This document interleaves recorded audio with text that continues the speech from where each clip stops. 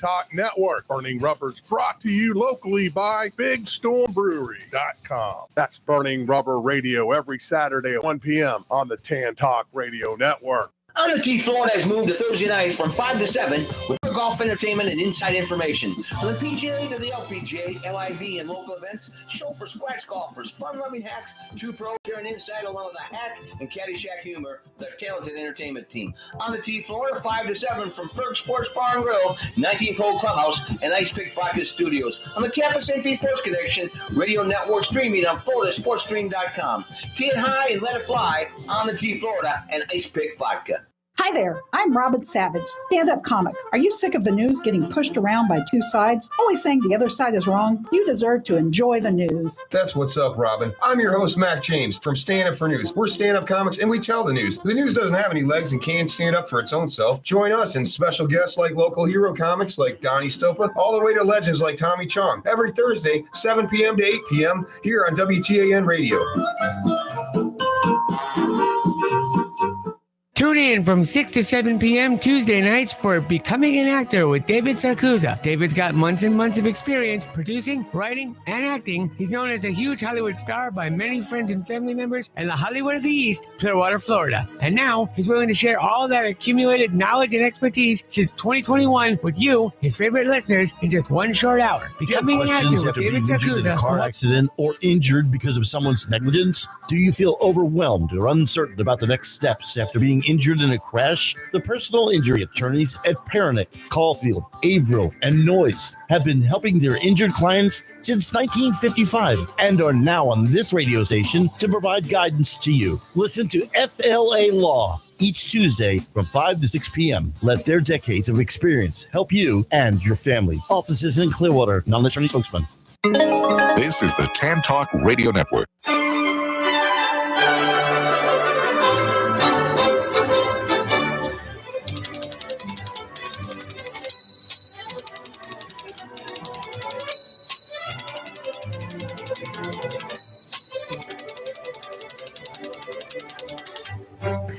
Hi, my name is Bria, and I am here at Joy on Paper Radio, filling in for Patsy Gill.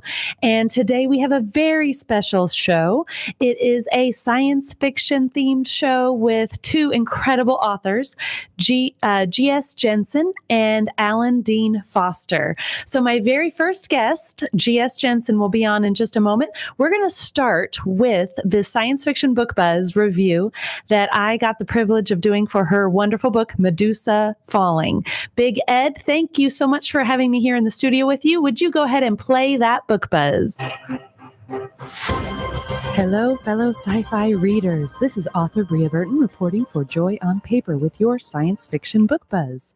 Today's communique to galaxies near and far includes a 2023 space opera, Medusa Falling by G.S. Jensen, with stellar narration by Piper Down. This Cosmic Shores novel is a standalone adventure set in the Amaranth universe. Now, let's download the book buzz.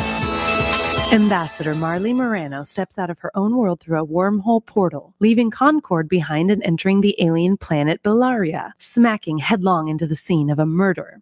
First contact with the alien race known as Bellascosians should have been a diplomatic meet and greet, not an event that turned Marley into the witness of a crime.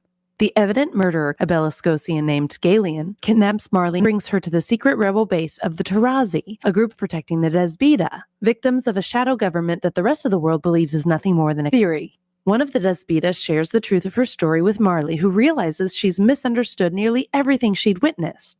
But the Tarazi don't trust her to keep their secrets from her own government on Concord, and they block her quantum communications, which means the rising tensions between the two planets could escalate into all-out war. Marley will do whatever it takes to keep that from happening, even if it means risking her own life for her new friends.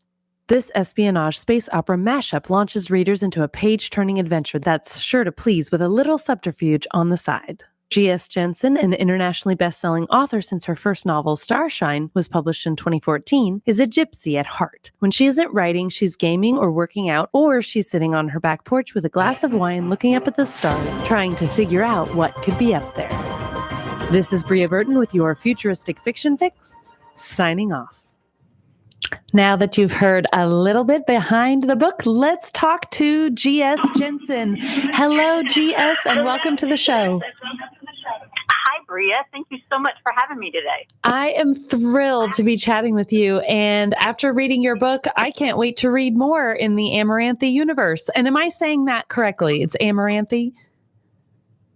Yes, absolutely. The E at the end, you can sort of hint at or pronounce or not pronounce at all, whatever your preference. Okay, awesome. And so this book, Medusa Falling, is a standalone, but there is a whole series that people can dive into if they want to just digest book after book after book.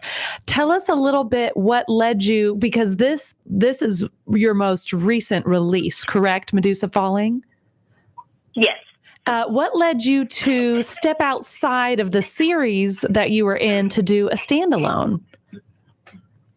Well, the most recent series within the Amaranthe universe was a 6-book, epic, huge space opera series that, all of the books before it had led up to it, and, universe threatening, species threatening. It was just gigantic, and it was wonderful, and closed it out in a great way. But after those 6 books, I feel like everyone was exhausted. I was exhausted. The characters were definitely exhausted, and my readers were probably a little exhausted too. So we all deserved a break. So I decided to, write a couple of standalone. In my head, I've called them adventure novels, featuring some of the reader favorite characters from the series, and so we could just have fun for a little while. Oh, that is, well, after saving the universe, I can see why everyone needed a break. And the neat thing is getting to explore a character that maybe wasn't front and center in the other series. So Marley, because I've read this book, but I haven't read the series yet. Tell us, where does she show up in the series prior to where we meet her in Medusa Falling? Okay. All right. Well, she is present from the beginning, but in the first book, Starshine, she's 5 years old. Her uncle, Caleb, who she references several times in Medusa Falling, is one of the 2 main characters in Starshine, and in fact, in the first 9 books. So we see her in relation to him. He loves her very much, and she's, of course, not surprisingly, a hugely precocious child, full of curiosity and wonder about the world and everything. Yes. In that respect, she never changes. Which is a great protagonist to have her own story. And that's definitely one of the big reasons why I chose her for her own novel. So readers do get to see her grow up over the course of the 19 books that come before this. She is not one of the main characters, but she is always present. And as she gets older, she does play a larger and larger role. So by the time we get to this point, then yes, she is ready to stand on her own. Okay. Oh, that is so neat. And 19 books. You've been writing for a while. Am I right? I've been writing for 10 years. Actually, the 10-year anniversary of my first book is coming up in March. I'm very excited about that. Congratulations. That is so exciting. Thank you. And since it was a big success, I get to write full time. So, that is incredible. So this is what I do. Yes, I saw from your website that you started off with Starshine, the book you just mentioned, as the first in the series, and you mentioned the 19 books. So if you're a reader listening and you love books that just keep on and the series keeps going and you don't want it to end, apparently by book 19 you will, and you'll be ready for a standalone. But that's so wonderful that you have this entire series that readers who may just jump in because Medusa Falling popped up. I want to say I found it through Chirp Books and I listened to the audiobook. They can still go back and enjoy the rest of your series. And when you started writing this series, had you written other books before, or was Starshine your very first novel? It was my very first novel. I of course, I wrote when I was young, as I think most of us do, high school, college, that type of thing. Then I went to law school and became a corporate attorney. In which case I wrote a lot, so those were incredibly boring, dull words. Very different kind of writing. Yeah. A very different kind of writing. And honestly, kind of sapped my creative energy for a long time. I quit writing. I pretty much quit reading for fun for almost a decade. So after I left the legal profession, I came back to it and actually started writing fan fiction for video games. And that was just for fun, just because I loved the worlds that were created. That is so neat. And is that something you would write just on your own, or would you contribute to websites where others were writing fan fiction for the video games? Oh, sure. There are fanfiction.net, Archive of Our Own, DeviantArt. They all post fan fictions and organize them by the IP that people are writing for and that type of thing. Okay, how so it started out as just a little, So there's a whole community there. Oh, yes, absolutely. And it was the comments from people who love the same video games that really encouraged me to keep going. And then it just kind of got out of control. And eventually, after about 400,000 words, I had the thought that, I could maybe do this for real. And started creating my own original, independent world. And you write as an independent author, not through a traditional press, right? That's true. That's correct. I have my own publishing company. Okay, and so everything. You set up your own publishing company in order to put your books out. And I love what you said. I saw this somewhere on your website, maybe in your bio, talking about you wanted the control over your stories, and that sounded like a big piece of why you chose independent publishing. And tell us a little bit about that process, because if there's a listener out there who has a book and is thinking, I don't know that any publisher would pick this up, but I feel so passionate about this story, it probably will help for them to hear what are some of the things that you did to get your first book out. Yes. And when I started, independent publishing was really just starting to come into its own. It had been viable for a couple of years, but it was under the radar, and it was really just starting to take off. So I had to educate myself on everything at the time, all of the technicals. But now it is a huge industry. It has come so far, and so many people are publishing, so it's really easy to do at this point. So I would absolutely encourage someone today. It is, of course, you can hire the people you need to easily for editing and formatting, print and ebook, and audiobook is exploding. And so there are so many avenues available now that weren't available to me back then. There are websites and blogs and podcasts completely devoted to independent publishing. So it's easy to find out what you need, a lot easier than it was. And speaking of audiobook, so when you decided to do an audiobook version, and let's just focus on Medusa Falling for the moment, how do you get a narrator, like someone who's going to read your book? Is that a process that you also had to navigate and learn about? Yes. Now, Piper Down has narrated all of my audiobooks. So when Starshine became an unexpected hit, I started getting all these messages from people. I want an audiobook. I need an audiobook. The thought had honestly not even occurred to me. I'm not an audiobook listener. But since it was a success, I had the resources to do that. And the production wing of Audible, which is actually owned by Amazon, is called ACX. And they hook narrators and authors up together. Narrators basically register on their website, and the audiobook production is handled through their website. So I listed Starshine, for audiobook, and accepted auditions from narrators that are registered on ACX. And Piper just completely blew it out of the water. There was no comparison to the other people who had auditioned. So we contracted to do Starshine, and it was so wonderful, and she's so amazing that I have never let her go since then. Yes, she's the narrator that I got to listen to.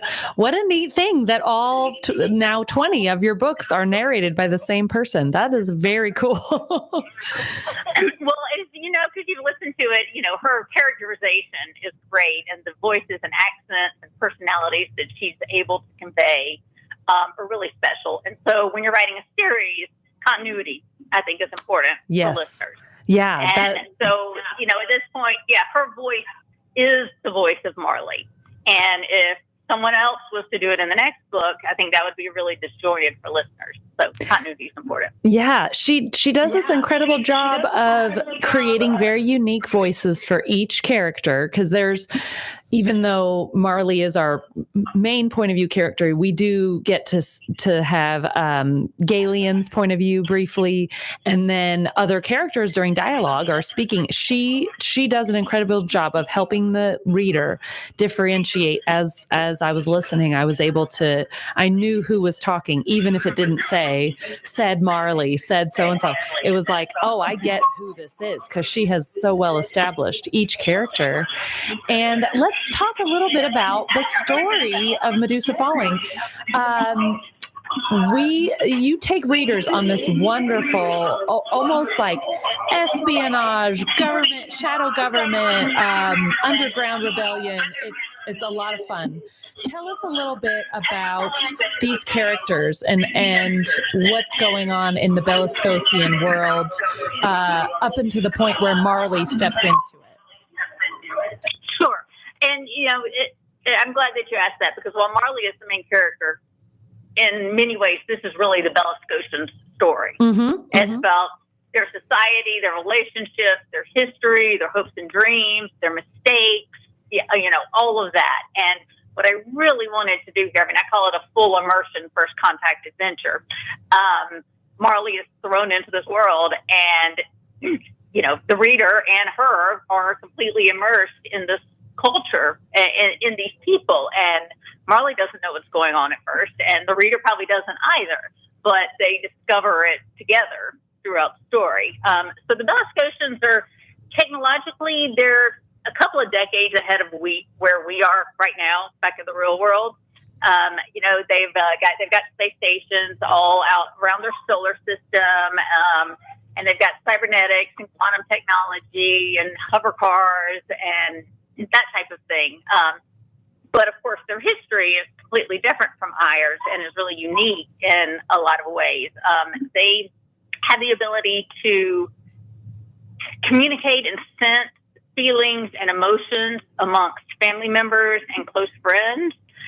They call them imonals, and it's resulted in a very close-knit society. Their families are very close-knit, and if they choose other people to basically welcome into their adopted family, then they enjoy that same closeness with them as well. And that impacts a lot of their choices and their society as a whole. Unfortunately, that sounds all rosy and happy and everything, but they have their problems. Their government at this point is effectively controlled by a corporatist cabal they call the regime. It's basically, it's Elon Musk and Jeff Bezos and Mark Zuckerberg and a couple of their closest friends have gotten together and decided to run things without ever being elected. And they're somewhat nefarious and everything. So about 25 years ago, they started doing genetic experimentation with newborns, and they were trying to strengthen the imonals. And unfortunately, in a small percentage of the population, resulted in a mutation in which you had children who could read minds, read anyone's mind. It extended the imonals out far beyond their family to anyone they met on the street.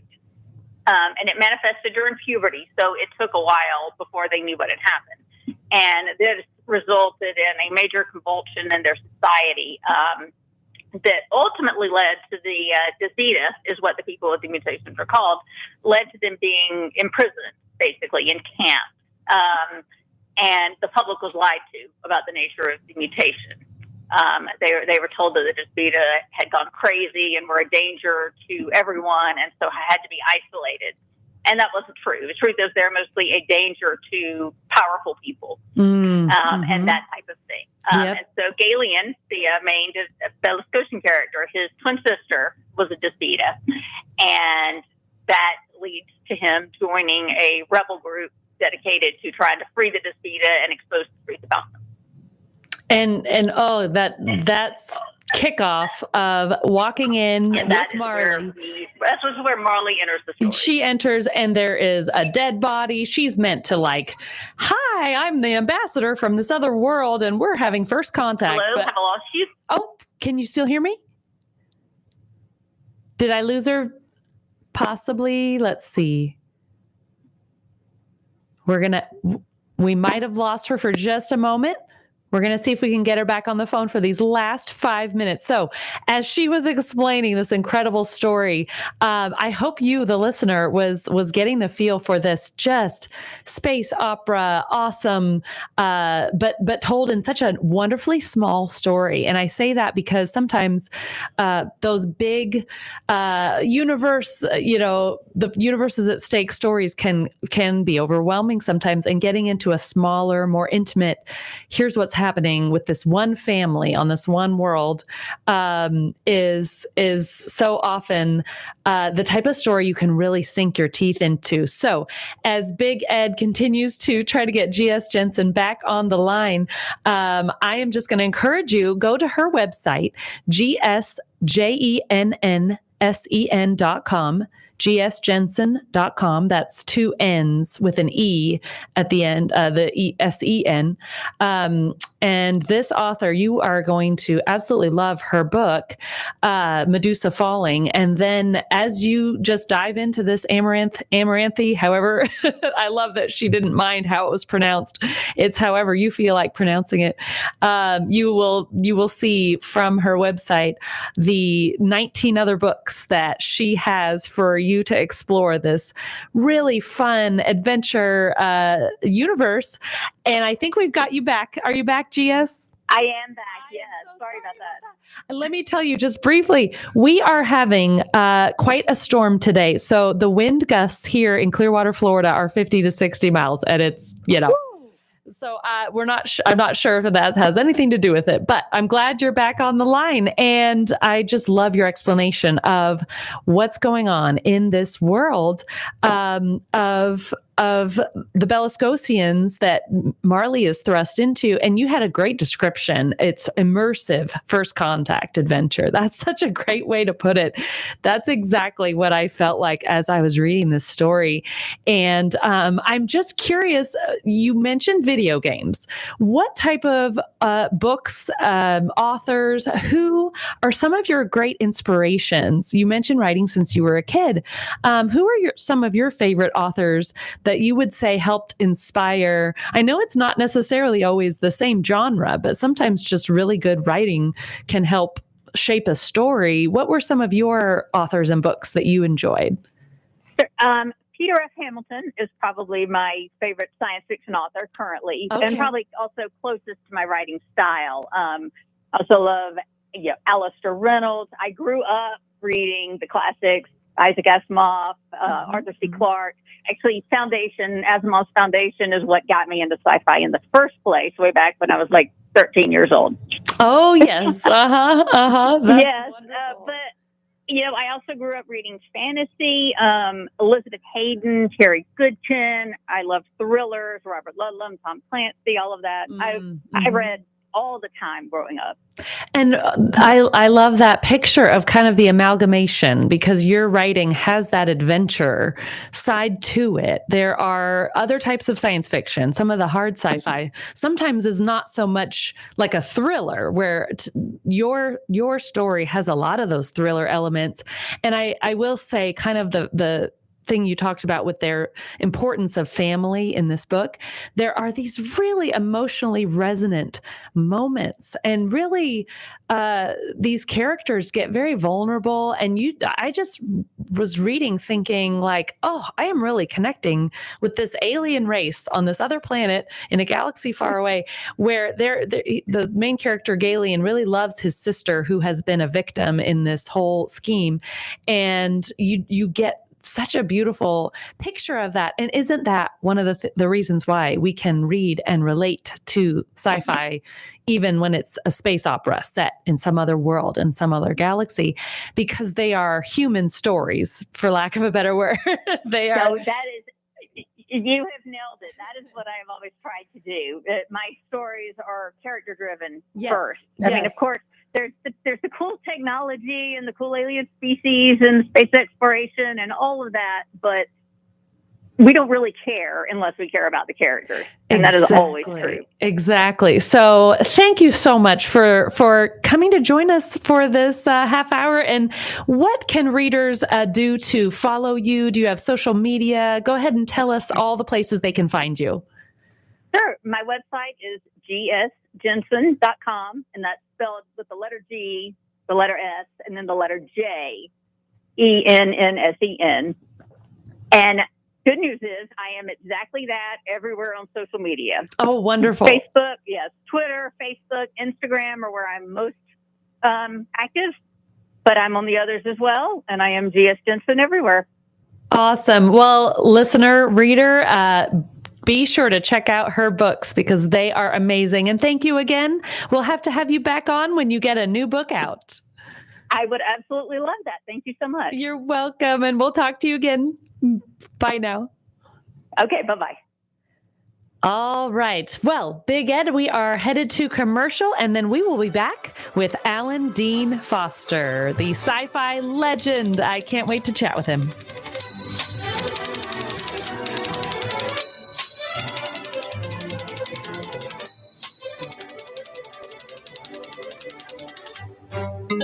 This is the Tan Talk Radio Network. Looking for inspiration? Looking for something that will intrigue you? Then this book is for you. Jim Lamb's poems start out as caterpillars, creepy, crawly, and raw. Then a miracle happens as they transform into colorful, bright, and conspicuous works of art. You can find Jim's new book of poetry, Hurting Butterflies, at Amazon.com. It's the perfect gift for the book lover in your life, even if it's you. Hurting Butterflies, the perfect holiday gift, available on Amazon. Get Hurting Butterflies. Do you dread being called on to speak at meetings or family functions? Have you envied those who can sway an audience with well-chosen words? Do you know that people who speak well earn more money, earn more rewarding careers? Gain the confidence to master any speaking situation. Toastmasters will allow you to find your voice. Go to toastmasters.org to locate the club nearest you. Are you an author, an artist, an inventor? Then you need to protect your valuable intellectual property. You need Larson & Larson. We have the experience and knowledge to help you with all of your legal needs, from processing trademark, copyright, or patent applications to negotiating licensing agreements and handling litigation. The attorneys at Larson & Larson in Largo, Florida can help protect you. Call us today for a no-cost consultation at 727-546-0660 or visit our website at larsonpatentlaw.com. Have you ever faced disaster? The Red Cross is always there for you. The Red Cross responds to a call for help every 8 seconds. They have never turned anyone down. Now they need your financial support so that they can be ready to help you when the need arises. Donate online at redcross.org. Thank you. This is the Tan Talk Radio Network.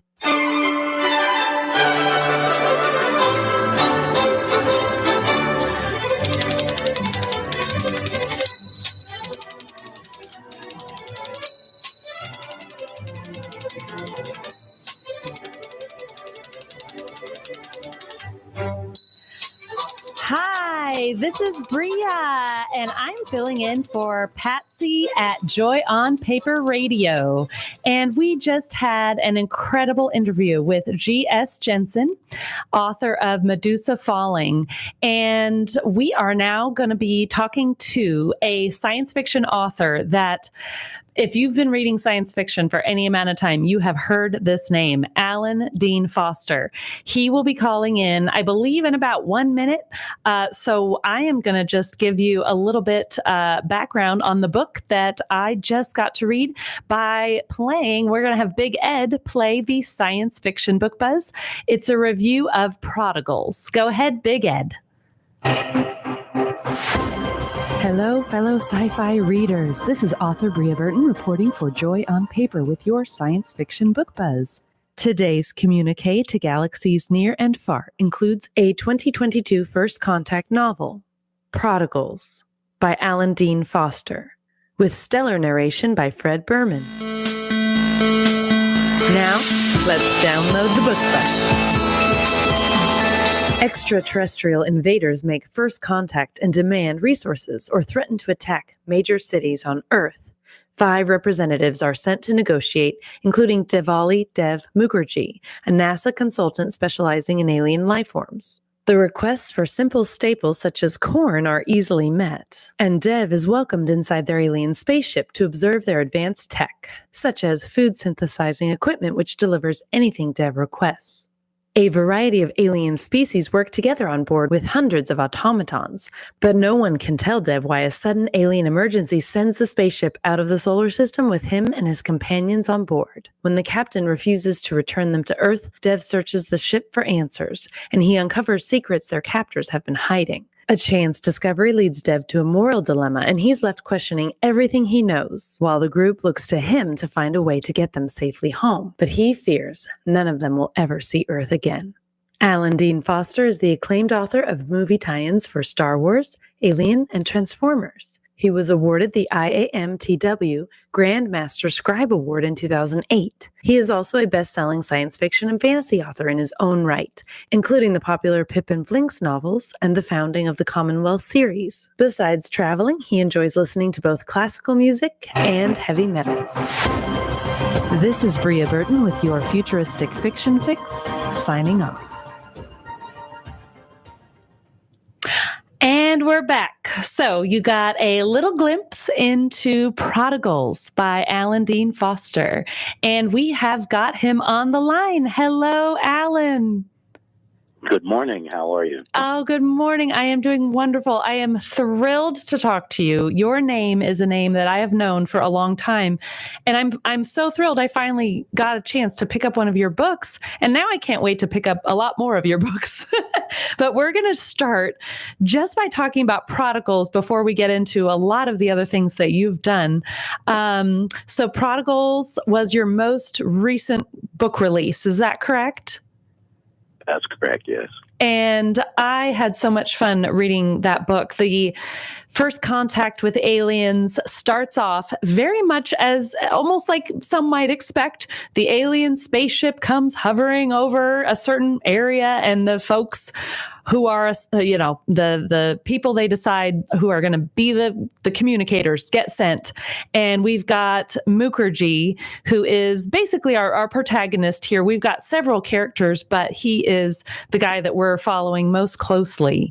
And his journey to essentially into space with these aliens, I just thought it's so cleverly devised where the reader gets taken on this adventure into outer space, meeting these different aliens. But the conflict is, are they ever going to make it home? At least that's the very first conflict. Can you tell us a little bit about where did this story idea come from? Where did the idea kind of start? Was it a story you just had in you for a while, or did it just kind of pop into your head one day and you sat down and wrote it and it was kind of no big thing? Well, I'm always looking for new ideas, and it occurred to me one day when I was looking for a new idea that I had never done an alien invasion story. But when I start a story, I'm thinking I don't want to repeat the obvious or something that somebody else has done. Now, you can't read every book story in the field, so you don't know if you're repeating it, but I'm pretty sure that the idea that kind of hits about midway through the book is not one that somebody has done before. And as you described it, what you get at the beginning of the book is a fairly standard-looking alien invasion story with a few little differences and twists. And then when the reader, hopefully, has settled into what they think is going to be your usual alien invasion story, it takes a completely different tack. And then, of course, towards the end of the book, it takes a completely different tack again. So the idea was to do an alien invasion story that was different and try to surprise the reader not once but twice. I hope the book pulls that off. The twists and turns, yes, I was surprised. I was that reader. I was your target. I thought we're going this direction, aren't we? Oh no, we're not. We're going a totally different direction, and I had to start sharing with people like, you need to read this book. Like, I need to talk to some people about what's going on here. And one of the things that I really enjoy is kind of that even just the exploration of the ship. They get into this ship, and there is essentially, you get the idea there's this endless supply of what they need. So they can kind of tap the ship and say, hey, I need a cheeseburger, and they can get it. And so I thought that was such an intriguing idea, because that begs so many questions. But these characters are essentially, they're kind of like political prisoners almost. Like they're kind of treated well, but they're not really wanting to be there. So they don't get to ask all the questions that you would ask if you were on this exploration with the aliens, not as a unwitting, passenger that wasn't planning to be on this journey. So there is this very clever way that you bring about some of the tech and what, for example, what would you have asked for if you were on that ship? An explanation of why I was on that ship. Yeah. But that's what I would have asked for. But the answer, you wouldn't get a straight answer because of the way the plot develops. There would be obfuscation and avoidance, and the people, the aliens who are holding you, wouldn't give you a straight answer. We find out why, of course, later on in the story. But if you're talking about food or general things like that, I probably would have been different than everybody else. And you start exploring. If you have tech, you're talking about tech. A lot of science fiction doesn't pay attention to the details of tech.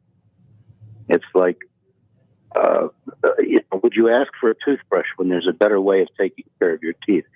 Now, you don't have time to go into all that exposition in a standard novel, but I'm always thinking about it because if the subject comes up in the story, you have to be prepared to explain it in a logical and rational way.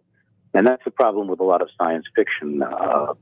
People, particularly film science fiction, nobody pays any attention to the small details.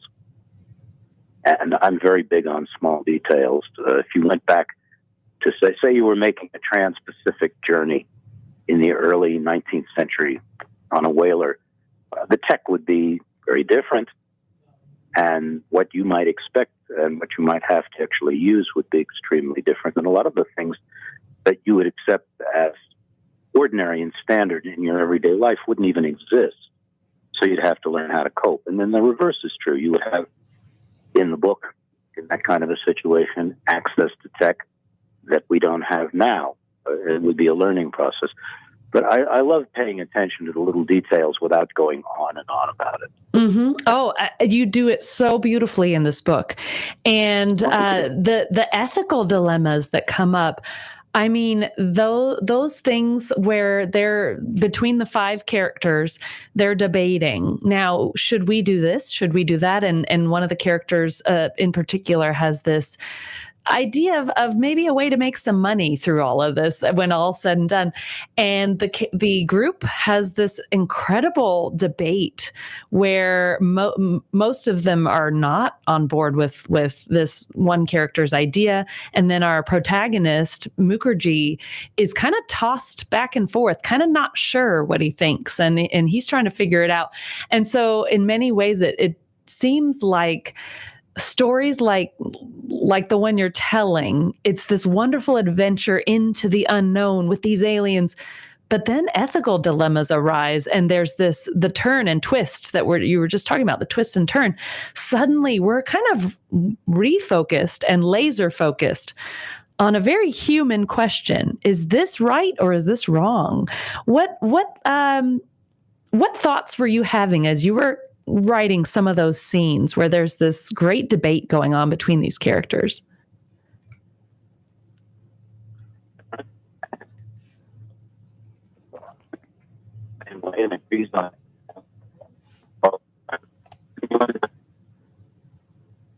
Alan, I think we lost you for just a second. Are you still there? Oh, I can hear you. I can hear you now. So go ahead and start over that answer. Yeah. We missed the answer. If all your characters act and believe the same thing, agree on how to do everything, but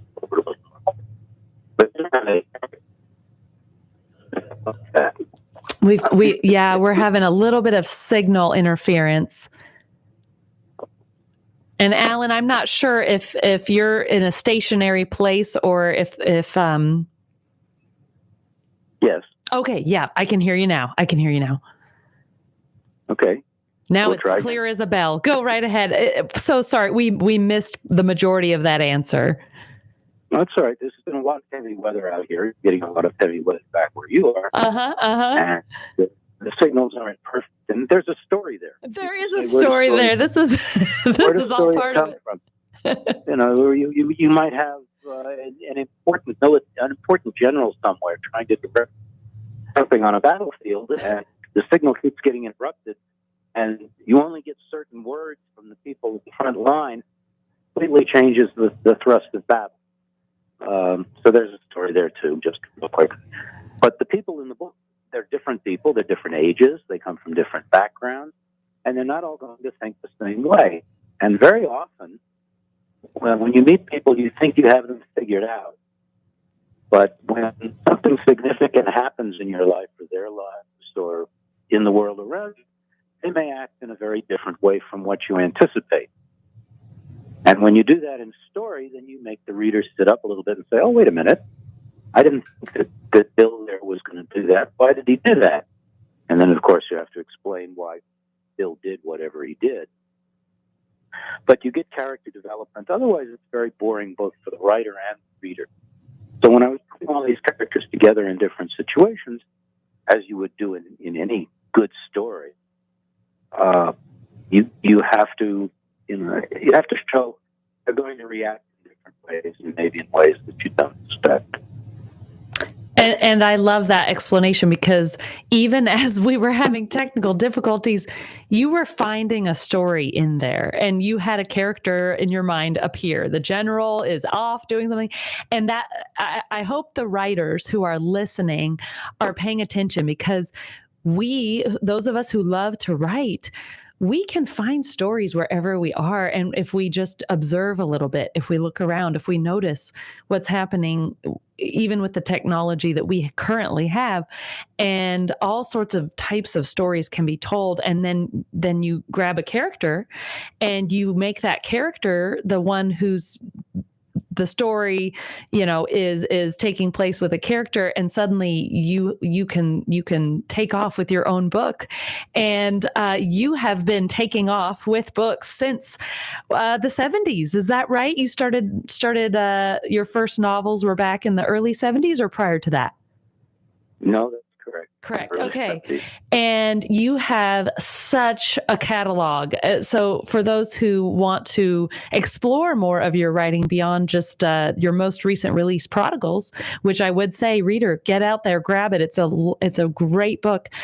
You also have multiple best-selling series out there, including some other standalones. And I couldn't help myself. I am currently, I know you can't see me, but for those who are watching on YouTube, I am wearing a Star Wars shirt. And I couldn't talk to you without mentioning that I personally love the original trilogy of Star Wars. My dad is the one who brought Star Wars into our home, and I grew up watching it on a projector. My dad had a projector that he would project onto our wall when I was a kid. And somehow there's a theme of music playing right now. And of course, talking to you, I had to ask about some of the Star Wars novelizations that you've been a part of.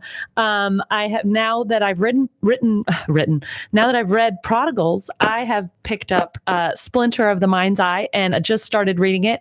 I am already hooked. I cannot wait to read more of these. Tell us a little bit. You have been in the science fiction world for a long time. Tell us a little bit about what it was like back then. You got to talk to George Lucas about his vision for Star Wars before it even went beyond the first movie, and that's where Splinter of the Mind's Eye came in. Correct? Well, yes and no. George's idea was that if the first film was not a big success or a complete failure, he would be able to do a sequel film on a low budget.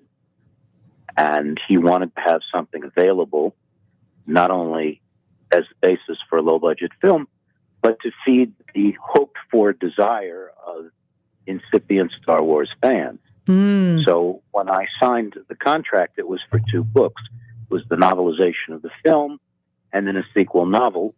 And the only restriction that was put on me to coming up with the story for the sequel novel was that it could be filmed on a low budget. That's why I set it on a fog-shrouded planet, and a lot of it takes place underground. It would cut down on the need for expensive backgrounds.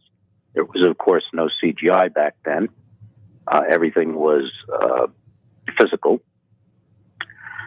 And I was given pretty much a free hand with Splinter of the Mind's Eye, with that one exception, and also the fact that I could not use the character of Han Solo because Harrison Ford had not come aboard for any sequel projects.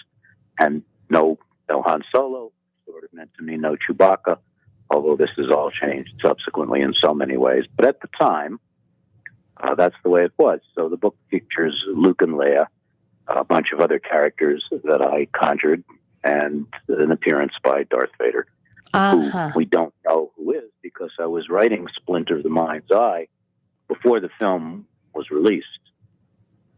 So and there's you no idea where. You did not know personally at the time either, correct? That he was, well, spoiler, everybody, he's Luke's father. So you were not aware of that as you're writing your book? No. There were a number of things that had not been solidified in the Star Wars, what was to become the Star Wars universe. There's no Star Wars universe with the first film and the first sequel book. Correct. There's just a film.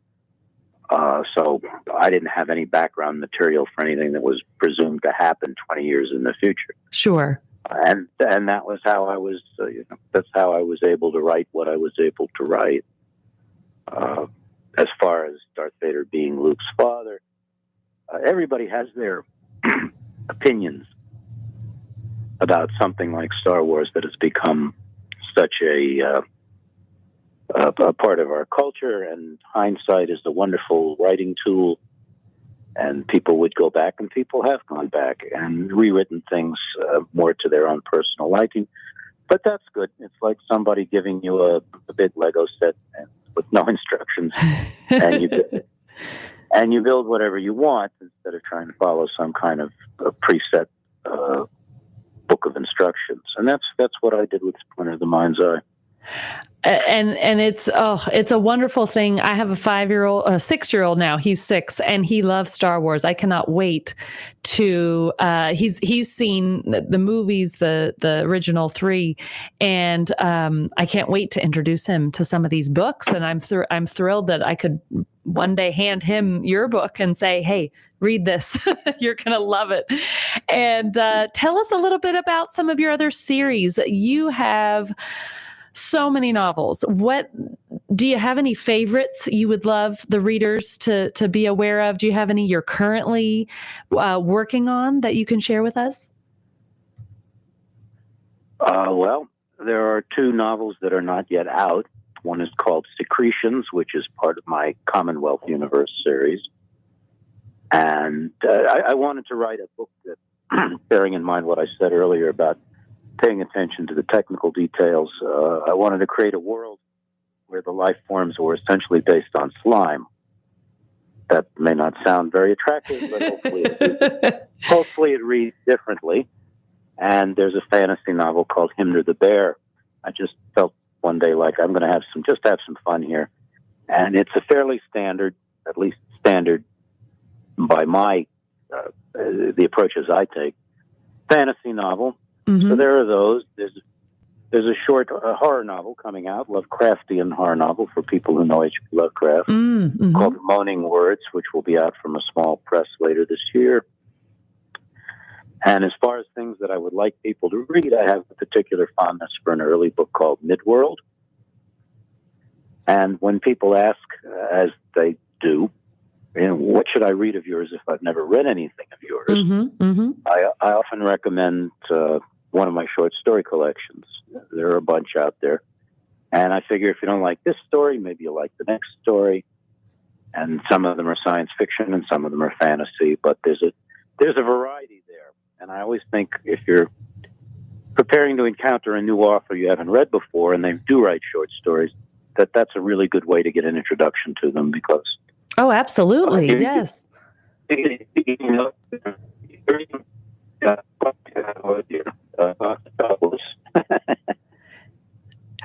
To quote a certain film, and I'm so sorry, Alan, we're losing you once again. Okay. Oh, I think I hear you again. Okay, go ahead. It's saying that if you like one story, maybe you like the next one. Yes. Like there's some, I don't know, but example, any author, I don't know who they are, but it's a good way to find out. I always felt it was earlier writers, whether it was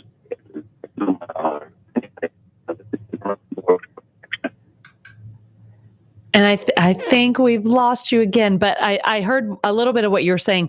Focusing on some of the short stories can help introduce the writing style and can get people into your books. And then you mentioned Midworld from the Commonwealth series as a great starting point. That book that kicks off the Human X Commonwealth series is a great starting point.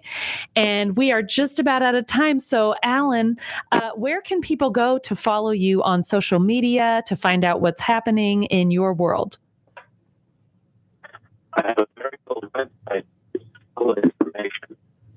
So is that And I'm gonna say the name of the website because for some reason this robotic sounding thing is persistent. The general is out there doing what he's doing. Okay, so the website fantasticfiction.com. That's yours, correct? No, that's not my website. Oh, that's not your website. Okay. Mine is Don't Be Shy, AlanDeanFoster.com. Alan. Let me get back to Alan Dean Foster. Okay, so people can follow you at your name, AlanDeanFoster.com. It's a good place for researching stories, publications, and other information. Where I post frequently is there's a Facebook fan page that one of the publishers and I maintain. Okay, Facebook is a great place to follow you. So I follow you there. It's the Facebook fan page, right? Correct. Okay, yep. So if you're on Facebook, you can follow Alan Dean Foster right there. And thank you so much for your time. We really appreciate you coming on to Joy on Paper and just giving us a little piece of some of the things that you've been a part of. It's such an honor to talk to you. And I'm so sorry that the machine is trying to block us, but there is a story there for sure.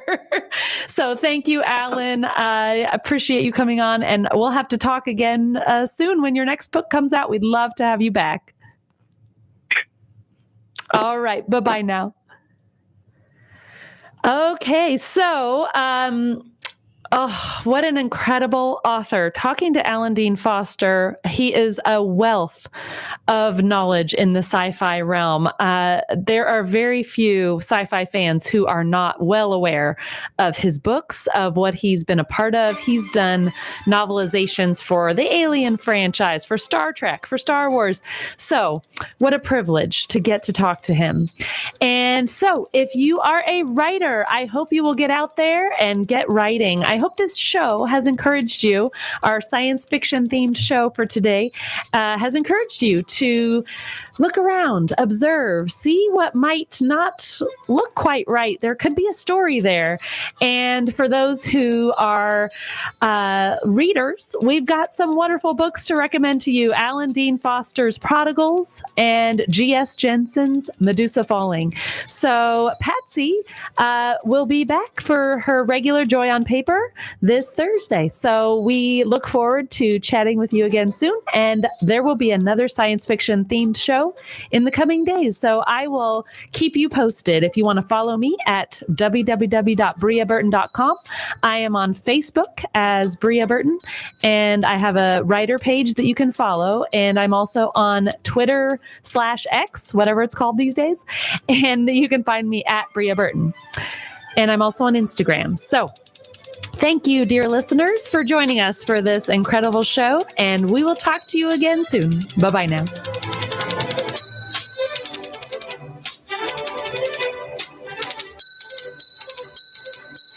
WTAN, Clearwater. FM 106.1. WDCF, Dade City. FM 102.3. Listen.